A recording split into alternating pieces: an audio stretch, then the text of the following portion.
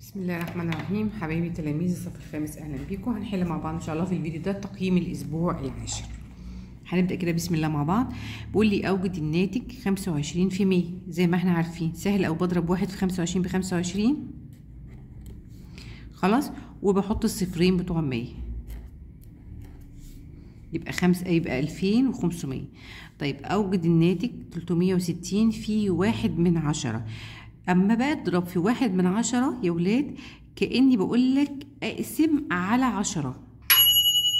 كأني بقولك ايه؟ اقسم على 10.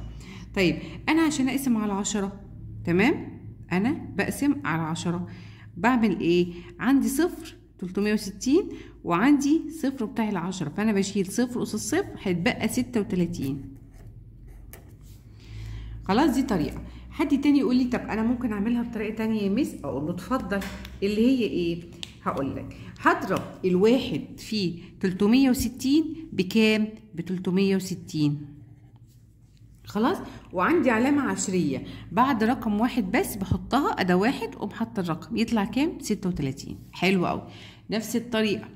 طيب استخدم الخوارزمية المعيارية في إيجاد ناتج ضرب 3 في 2.5. بضرب عادي جدا 3 في 5 ب15. اكتب هنا اهو 5 وبطلع بالواحد. 3 في 2 ب6، 1 7. وعندي علامة عشرية بعد رقم واحد يا مس، بحط العلامة العشرية بعد رقم واحد اللي هي بعد الخمسة، يبقى هنا يبقى الناتج يطلع 7.5. طيب أوجد ناتج ضرب 4/10 في 3/10. هتجاهل العلامة وكأني مش شايفاها يا ولاد، وهضرب 4 في 3 بكام؟ ب12. وبعد كده أجمع العلامات. يعني أجمع العلامات يا مس؟ العلامة بعد رقم، العلامة بعد رقم تبقى بعد رقمين، 1 2 وحط العلامة. السؤال الخامس، اتساع خطوة جودي التي تخطوها 72 متر. ما طول المسافة التي ستمشيها جودي بعدما تخطو 1000 خطوة بالأمتار؟ يبقى أنا هقول له طول المسافة بيساوي، هضرب 72 متر في 1000 خطوة وأقول له بيساوي. خلاص هعمل ايه؟ انا بضرب في 1000 يبقى بحرك العلامة العشرية جهة ايديك اليمين 3 ارقام، فانا عندي 1 2. طب التالت يجي فين يا مس؟ احط صفر وبجيب العلامة بحركها هنا، يبقى الناتج هيكون 720. خلاص؟ طيب تمام. ده المجموعة الأولى. المجموعة الثانية من التقييم، أوجد ناتج 25 في 1000. نفس الكلام، بضرب الواحد في 25 ب25 وبحط الثلاث أصفار بتوع الألف يبقى 25,000. أوجد ناتج 4.7 في 10. بضرب في 10 يعني بحرك العلامة العشرية رقم واحد جهة اليمين، فالعلامة تيجي هنا يا ولاد، مفيش قدامها أرقام فهتطير، فيبقى الناتج 47. السؤال الثالث، استخدم الخوارزمية المعيارية في إيجاد ناتج ضرب 35 في 5. هضرب عادي خالص وبعدين في الآخر هحط العلامات. 5 في 5 ب25، 5 وبطلع بالاتنين. 5 في 3 ب15، 15 و2 يبقى 17. طيب العلامة العشرية بعد رقمين، بعد رقمين من جهة اليمين، بقول 1 2 واحط العلامة العشرية. أوجد ناتج ضرب 5/10 في 9/10. 5 في 9 ب45. وبالاخر بجمع العلامات، هنا علامه بعد رقم، هنا علامه بعد رقم، تبقى العلامه بعد رقمين. تمام كده. السؤال الخامس، صندوق من التفاح كتلته 18 كيلو جرام. خلاص، فما كتلة 10 صناديق من نفس النوع؟ يبقى انا هقول له كتلة الصناديق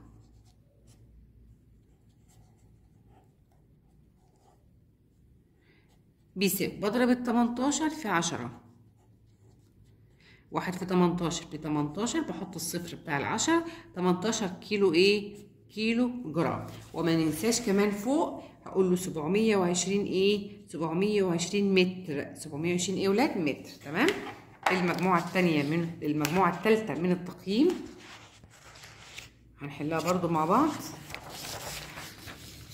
اهو. بقول لي ايه؟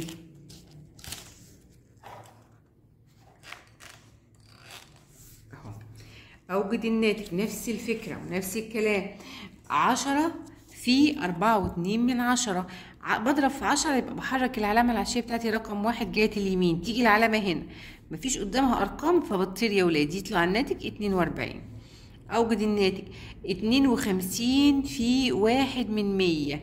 يعني دي كأني بقولك اقسم على 100. خد بالك لما بضرب في 1/100 كأني بقولك اقسم على 100. ده ال 52 اهي، بقسم على 100. انا بحط علامة عشرية بعد رقمين، انا 1 2 تيجي العلامة العشرية هنا.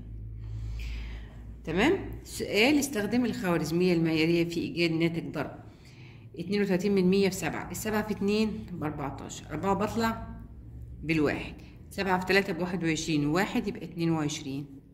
علامة العشرية بعد رقمين، أعد 1 2 وأحط العلامة العشرية. السؤال رقم 4: أوجد ناتج ضرب 7/10 في 8/10. السبعة في 8 56، وفي الآخر أجمع العلامات، هنا بعد رقم هنا بعد رقم تبقى بعد رقمين، يبقى 56%. السؤال رقم 5: اشترت نادية 10 أقلام رصاص من نفس النوع، سعر القلم الواحد 8.9 جنيه، ما المبلغ الكلي الذي ستدفعه نادية؟ يبقى أنا هكتب له كده المبلغ الكلي بيساوي 10 أقلام وسعر القلم 8.9، يعني هضرب 10 في 8.9. تمام. انا بضرب في 10، فالعلامه العشريه بتاعتي بتتحرك رقم 1 جهه اليمين، جهه ايديك اليمين. خلاص، جهه ايديك اليمين يبقى العلامه بتيجي من هنا لهنا، فمفيش قدامها ارقام فبتطير، يبقى 89 جنيها. خلاص كده، ده تقييم الاسبوع العاشر.